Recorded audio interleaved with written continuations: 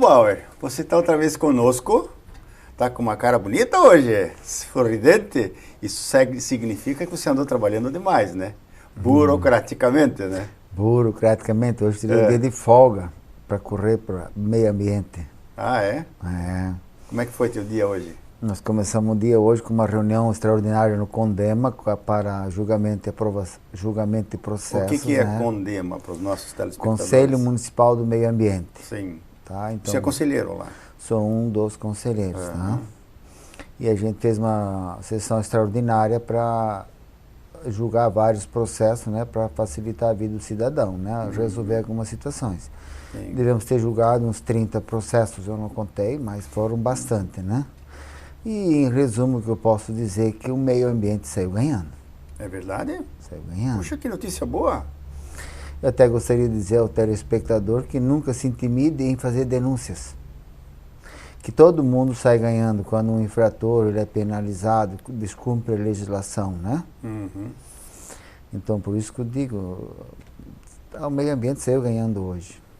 Quer dizer que alguns processos cabeludos estavam pendentes, aí acabaram realmente sendo justiçados pelos crimes ambientais que eles cometeram e vão ter que pagar por isso aí por esses desvios de conduta, né? Exatamente. Então, teve processo de poluição sonora, de desmatamento, tá? O que mais nós tivemos lá hoje, né? Algumas outras situações de terraplanagem, né? Mas seria menor. Os mais graves sempre são os de desmatamento e poluição sonora que atinge diretamente a população, né? Mas essas denúncias, elas entram direto no CONDEMA ou entram através do Ministério Público ou FUNDEMA? As denúncias, algumas entram pela ouvidoria, outras entram diretamente, o cidadão denuncia para a FUNDEMA, né? Certo. A FUNDEMA autua, tem todo o processo, o cidadão tem o direito de se defender, né? E tem o recurso ao CONDEMA, né? Ah, sim. Uma vez julgado no CONDEMA, se ele foi condenado, ele tem o direito legal de novamente buscar justiça, só que a decisão do CONDEMA não cabe mais recurso se ele não pagar, ele entra em dívida pública, né? Dívida ativa, né? Muito bom. O Joinville, então, está dando um exemplo interessante de um CONDEMA do Conselho Municipal de Meio Ambiente que é ativo. Os conselheiros têm frequentado bem, a sociedade civil organizada está bem representada, né? É meio a meio, acho que a paridade 50%, ali, né? Quantas entidades ecológicas estão representadas lá no CONDEMA? Formalmente só a ONG Vida Verde. Tem a Corda, que é uma fração do Rotary, né? Sim. Que também atua bastante na área ambiental, que a gente tem. O Rotary de Piraberaba. Isso, tá? Que mais tem? Mas eu tenho notado que, de modo geral, assim, todas as instituições, inclusive que me surpreende, a CIG, os representantes da CIG, são muito corretos na defesa do meio ambiente. Poxa, é uma novidade, para mim é uma surpresa isso aí também. Para mim também foi uma surpresa, eu estou 3 anos já lá no CONDEMA. Vou tirar o chapéu para a CIG. Mas de fato, é todos, eu não vejo assim, tem um que defende mais os seus interesses, acha absurdo alguns cumprimentos de lei, né? Mas de modo geral, eu não tenho visto ninguém assim sendo contra, nem pode mais hoje em dia. Exatamente. Né? Só que uma coisa é ali, né? Outra coisa é o que se faz, né? Na prática, né? Não, no papel também aceita tudo, né? No papel aceita tudo. Hoje, inclusive, nós tivemos uma notícia boa de uma proposição que foi feita pela comissão técnica, onde eu também participei, né? Creio que estive presente em todas as reuniões da comissão técnica ali, acho que foram 7 reuniões, né? Que dá algum esclarecimento sobre o uso e ocupação de APP, imagens de rio, né? Não posso entrar aqui em detalhes ainda, porque está em análise jurídico, mas há um avanço muito bom nesse sentido, né? Não que se vá permitir a ocupação de APP, imagem de rio, de forma desordenada, né? Mas que dê alguma flexibilidade para áreas já ocupadas, né? Pois não. Nesse sentido, que às né? vezes numa quadra inteira está tudo fechado, só falta um lote e esse lote não deixa fechar. E aí é um crime social até, né? Verdade, Então Nesse foi um sentido. direito que os outros usaram e esse, coitado, o último não pode usar. Nessa linha que foi feita essa proposição. Interessante. Tá? Então isso está em andamento, hoje temos essa notícia, é muito boa, tá? Vai tranquilizar algum cidadão na hora que isso começar a entrar em prática, né? Então, esse trabalho dos conselheiros é um trabalho voluntário. De relevância cidadã, né? O poder público sempre, apesar de não pagar, mas ele sempre tem o direito de enaltecer esse trabalho voluntário dos membros do conselho. Exatamente. Alguns dedicados, digamos assim, a essa área ambiental, eu tiro quase um terço do meu tempo para me dedicar a isso. É um custo muito alto. Acredito. Pela minha remuneração, isso representa muito. Certo. Tá? Mas eu diria assim, uma causa social. Eu me preocupo com o futuro, sabe? Não é uma questão só futuro da natureza, futuro dos nossos filhos. Verdade. Sabe? Mas, Ingo, as pessoas, de uma maneira geral, dentro de uma sociedade como é a nossa, é geral no Brasil isso, não se importam muito com o voluntariado, em se expor, em denunciar, em participar de grandes movimentos, como tem diversos movimentos aí que estão acontecendo com milhares e milhares de pessoas. Na questão ambiental isso não é ainda assim um poder, um fator preponderante. Olha, eu acho que assim, existem muitas ações que acabam intimidando, sabe? Eu recebi uma correspondência eletrônica, né? Lembrando um fato que aconteceu com um membro da ONG, tá? Quando eu estava entrando na ONG, a ONG estava acompanhando a questão da mineração de seixo rolado na bacia do Cubatão. Certo. Tá? E o nosso técnico ali, o biólogo, ele estava acompanhando, tirando fotos, levantando provas, né, documentais, elementos, tá? Para fazer um questionamento, né, jurídico. E ele foi abaroado por um minerador. Pela caminhonete do minerador. Pelo caminhonete do minerador. E ainda foi processado, porque ele tornou isso público. Sabe? Em função disso até houve um esvaziamento, porque a população teme ser processado, porque todo mundo não quer se incomodar, né? E, digamos assim, pela lei da natureza, os mais fortes, eles sobressaem sobre os que não querem se incomodar, né? Verdade. Eles usam esse argumento, essa posição da sociedade, que muitas vezes não quer se envolver, para ir à frente com as agressões à natureza. Né? É algo semelhante ao que aconteceu agora com a greve dos professores. Todos os professores querem aumento, ou sempre em greve. Todos querem aumento. Todos. Mas uns poucos que tem que ser os boi de piranha, né? Mas todos. Seria justo que esse aumento fosse dado apenas aos que fizeram greve. Verdade. Seria mais justo. Exato. Porque os outros que não fizeram greve, se acovardaram diante desse fato, eles vão ter o mesmo benefício. Tá? Exatamente. Então eu defendo dessa forma, sabe? A classe tem que ser unida e participar toda, né? É toda a sociedade. Não só alguns bons de piranha, né? Exatamente. Sempre é o boi de piranha na indústria, no serviço público, o funcionário público de carreira ele não é demitido. Na indústria, o boi de piranha, ele é demitido automaticamente. Exatamente. E os outros ficam com o benefício. Isso devia mudar. Se isso conseguíssemos mudar, que se fosse... A sociedade seria bem melhor, né? Seria bem melhor. Verdade. Mas, Ingo, nós estamos com um problema sério de invasão novamente, programada aqui em Joinville. Num bairro da Zona Sul de Joinville, nós temos aqui, por exemplo, uma invasão que vem ocorrendo a semana inteira já, de pessoas que estão colocando barracas em cima de uma área pública da Prefeitura Municipal, onde ela pretende construir equipamentos públicos. É uma área de 60 mil metros quadrados, é bem grande, por sinal. E esse pessoal está se colocando na margem de um córrego. Justamente, a gente pode ver que corre aqui um valetão, e isso, para mim, é uma área de preservação permanente também. Tem que deixar livre aquilo ali para fazer manutenção, limpeza e tudo mais.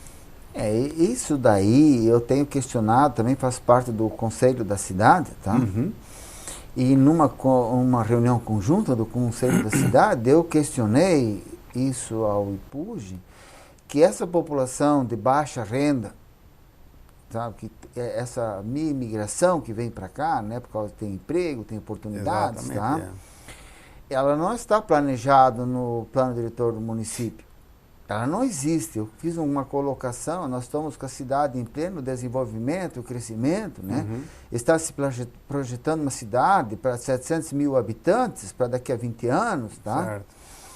E eu perguntei, e onde é que vocês querem botar esse cidadão que vem para cá, que ganha aí R$800, R$500? Ele não vai conseguir comprar apartamento da Minha Casa Minha Vida. Não tem condições.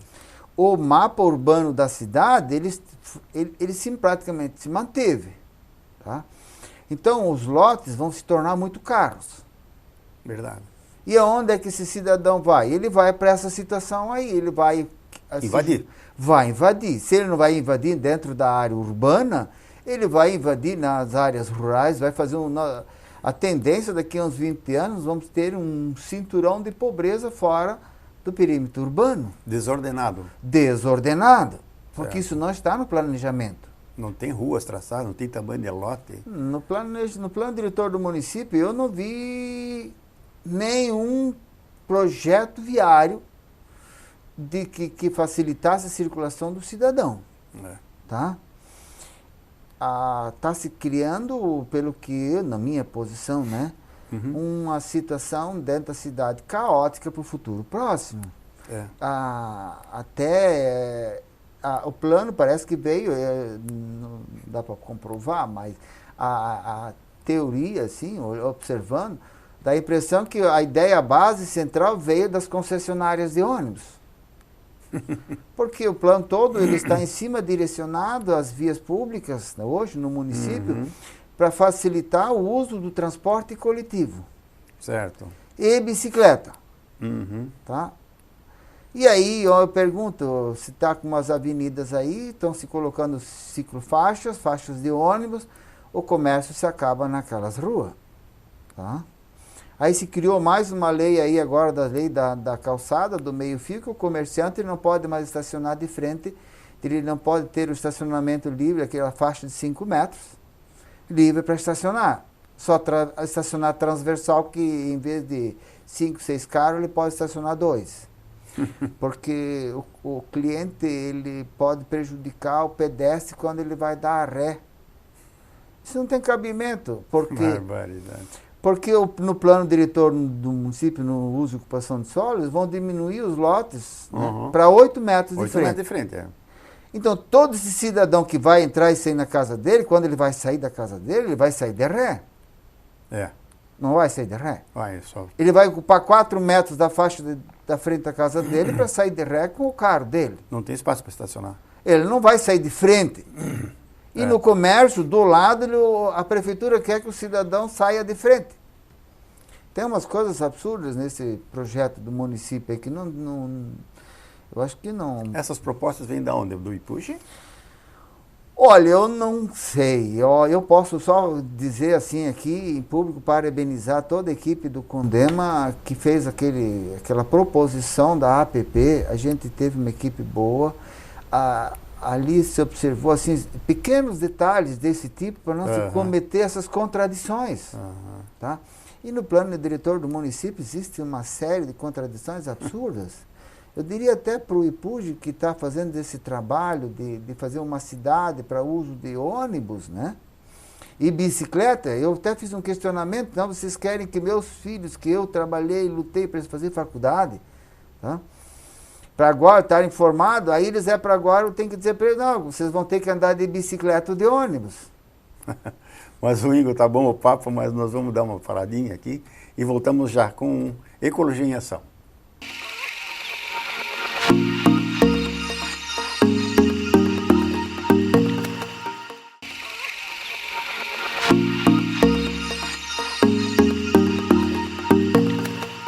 Estamos retornando com Ecologia em Ação, tratando de assuntos interessantes, assuntos que são sempre tratados no Conselho Municipal de Meio Ambiente.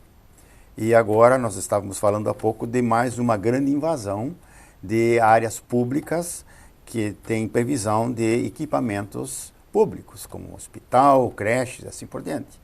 E essas invasões, então, fazem uma verdadeira chantagem com o poder público, com o executivo, exigindo, então, para sair dali, que receba um lote. Eu, quando presenciei a chegada de alguns parentes meus em Joinville, ninguém ganhou lote. É complicado. Mas eu acho que essas camadas mais pobres, que não têm chances nos seus municípios, nos municípios periféricos, quando vêm para Joinville nos apelos de que há facilidade aqui de se conseguir emprego, realmente está difícil de se conseguir, por exemplo, marceneiros, carpinteiros, pedreiros, está muito difícil. Essas profissões não existem mais. Né? Então, só voltando à questão das invasões, eu queria retornar no governo do Luiz Gomes. Nós tínhamos em Joinville uma pista de motocicletas na zona sul da cidade, lá no Costa, os irmãos Costa por lá. E lá, então, o motoclube tinha uma área enorme, toda ela com Mata Atlântica, e só a pista de rolagem das motocicletas e aqueles espaços para o povo ficar assistindo às corridas era desmatado. Então, não sei por quê, porque o prefeito na época, o Luiz Gomes, ele chegou até a dar senha para as pessoas invadirem a área. Tá brincando? Sim, senhor. Deu senhas. Eu até tenho senhas nos arquivos da Prema que foram doados naquela época. A Prema se envolveu naquela questão, achou um negócio que nós somos procurados pelo pessoal do motoclube. Como é uma área nossa, nós temos o direito da área, o uso da área. Cada vez que nós fazemos um evento aqui, nós somos obrigados a solicitar permissão para a polícia, para os órgãos de segurança. Então foi assim uma coisa chocante, onde o executivo facilitou a invasão para depois distribuir lotes. E na época foi constatado de que tinha comerciantes, donos de bar, donos de pequenos hotéis, casas comerciais pequenas, que estavam lá reivindicando lotes. Alguns colocaram os automóveis em cima do lote porque não deu tempo de fazer barraca. Então foi assim uma coisa, na época foi um escândalo. E a Prema realmente chamou a razão às autoridades que isso aí é um absurdo, não se faz isso.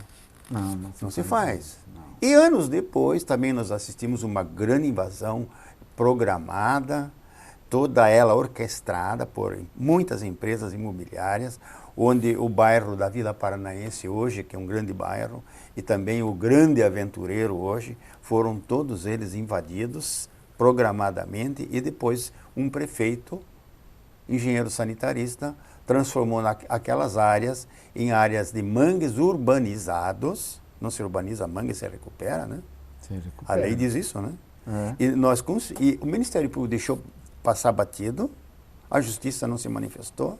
O Conselho de Meio Ambiente Federal tinha como presidente o Lutzenberger, o José Lutzenberger, da Agapan, da SEMA, Secretaria Especial do Meio Ambiente. E o Lutzenberger foi avisado por nós aqui da Prema de que estava acontecendo isso. Ele não conseguindo sustar aquela invasão, aquela legalização de aproximadamente 10 mil lotes, ele pediu a conta em Brasília. Ele se afastou da Secretaria Especial do Meio Ambiente. Poxa, por causa dessa situação. Por causa desse caso aqui de Joinville. Mas são assim invasões programadas sistematicamente, elas aparecem de tempos em tempos como ondas, né? Como verdadeiros tsunamis, né? E como é que evitar isso aí? Olha, a Secretaria da Habitação, ela tem um levantamento das pessoas que estão em uma situação difícil. Eu trabalho na construção civil, eu já tive um ajudante que eu recomendei a ele procurar ajuda na Secretaria da Habitação, né? Para ele sair do barraco que ele estava morando, né? Só que como ele é também um cidadão do Paraná, como ele já estava aqui há bastante tempo, ele não tinha emprego registrado. Certo. Tá? Ele teve dificuldades em se cadastrar, né? Ele não conseguiu nada. Ele sim. já estava aqui bastante tempo, porque ele não tinha emprego registrado. Tá? Então, isso gera, claro que nenhum município quer ficar abrigando as pessoas de baixa renda, tá? E também isso não vai se resolver nunca. É preciso o município ter uma solução guardada para cada caso. Isso precisa ter, porque não vai resolver. Eu trabalhei agora com um ajudante agora, que eu tenho ali, um cidadão, e ele tem 2 filhos com esposas diferentes, pretende ter mais alguns, semi-analfabeto. Eu disse para ele, pô, mas tu só está fazendo operário para a indústria, tu não vai conseguir nada. É mais pobre para trabalhar e não vai resolver. Tá criando bucha de canhão. Eu disse para ele, nós somos eu sou de uma família de 10 filhos, minha esposa de 12, tá? Certo. E nós, os irmãos, cada um tem 2, 3, 1. A gente planejou a vida, não vai fazer mais 10. Verdade. Tá? Eu tenho 2 filhos, planejei a minha vida. Uhum. Tá? E os meus irmãos fizeram a mesma coisa, meus cunhados. Tá? Não vamos fazer um monte de operário. Nós fomos educados para ser operário na época, né? Certo. Eu não eduquei meus filhos para ser operário. Eu procurei dar Mais chances para mais eles, oportunidades, né? tá? Claro. Passar para o outro lado, eu diria desse jeito, né? Certo, certo. E aí vem agora o IPUJ dizer que meus filhos têm que andar de carro, de bicicleta. Mas, Ingo, a questão do desenvolvimento explosivo das cidades, como o caso de Joinville, ele realmente pega despreparados o executivo e o legislativo. Todos esses governantes municipais e os nossos vereadores, eles não têm uma noção exata do que é a explosão demográfica de uma cidade como Joinville. A qualidade da mão de obra que nós estamos recebendo atualmente aqui não é mais a mesma qualidade de mão de obra que se ofereceu há décadas atrás para as empresas pioneiras aqui em Joinville, como Tupi, Consul e assim por diante, né? Então a mão de obra é muito ruim, é muito mal preparada, é muito incipiente. É muito cara essa mão de obra porque o indivíduo não sabe fazer as coisas. Também nós tivemos uma época agora, poucos tempos atrás, até, eu diria assim, no início, até no primeiro governo do Lula, né? Que eu via muito na TV que não se dava oportunidade para jovens, né? Certo. Que não tinha emprego para estagiário, para recém-formado, né? Certo. Hoje nós temos emprego para todo mundo, né? Todo mundo. Todo mundo tem emprego. Só que surgiu um outro problema, renda. As empresas estão oferecendo emprego, mas não estão oferecendo renda. Eu acredito que para alguns setores existem profissionais qualificados. O que não existe é renda. Ele vai buscar em uma outra atividade que ele não é especializado, então... A renda que ele não consegue na especialidade dele. Exatamente. Eu tenho, meu filho, ele é formado, tá? Tem pós-graduação, foi trabalhar de professor numa faculdade aí, né? R$15 a hora a aula, tá? Na construção civil, qualquer pedreiro está ganhando isso. Exatamente. Tá? O cara cidadão precisa ter curso superior, pós-graduação, para ganhar R$15 a hora a aula. E um pedreiro que é só um profissional prático, tá? O privilégio do pedreiro, né? O pedreiro, em 30 dias, ele aprende a sentar um tijolo, fazer uma argamassa, dobrar um ferro, né? Ele não precisa estar se atualizando constantemente. Exatamente, Tá? Hoje nós estamos vivendo uma situação muito privilegiada na construção civil, que o profissional da construção civil ele está sendo bem remunerado. A nível de engenheiro, mestre de obra, né? Todo mundo. Todo mundo, né? Todo mundo. É difícil você encontrar um pedreiro a menos de R$15. Ah, tá? sim. Um ajudante aí, bom, eu não consigo manter um ajudante a menos de R$10 a hora. É R$80 por dia. É bastante? Eu sei que o pessoal do Nordeste que está chegando para a construção civil aqui em Joinville, Blumenau e Florianópolis, eles estão ganhando em termos de R$100 por dia. Exatamente. E ainda tem condução para levar para o trabalho, ainda tem facilidade de casas alugadas com beliches e assim por diante, tudo atendendo todas as normas do Ministério do Trabalho. Então, eles têm realmente uma condição de vida boa no pernoite deles. A alimentação é uma alimentação controlada por especialistas em alimentação. Os alojamentos das empresas hoje são alojamentos que têm janelas teladas, piso cimentado, sanitários, pias, tudo de aço inoxidável. Quer dizer, um tratamento que nunca se deu assim. Exatamente. Para o operário da construção civil, né? É uma coisa nova, Bem novo, graças ao Ministério do Trabalho também, né? Exatamente. Porque elas vão colocar isso no custo do empreendimento. Mas né? hoje está surgindo um novo empresário da construção civil. Aquele que quer ter uma boa imagem perante aos seus consumidores, ele também está sendo visto através dos olhos internacionais, de pessoas, de empresários que querem se fazer parceria com esses empresários ecologicamente corretos. Então não é só uma ISO 9000, uma ISO 10000, 14000 que vai te habilitar, mas você tem que ter aquela ISO da social e outras ISOs mais e compromissos com a sociedade, fazendo com que o teu empreendimento seja visto de uma maneira diferente. Então tem empresário hoje aí fazendo monitoramento de gás carbônico, para compensar o gás carbônico que as máquinas e os caminhões gastaram durante a obra. Tem muitos que estão fazendo isso. Não é obrigação, mas fazem. Não é obrigação. Não é? Outros estão fazendo compensações. Né? Então, tem empresários aí que se instalam numa região muito pobre. Eles acabam abrindo um mini hospital para a população, no ajustamento de conduta. Então, são novos comportamentos, novas atitudes, onde o empresário investe, sim, na sociedade do entorno, porque ele sabe que o impacto que ele vai gerar, ele vai tirar a qualidade de vida daquela gente, mas ele vai dar uma compensação.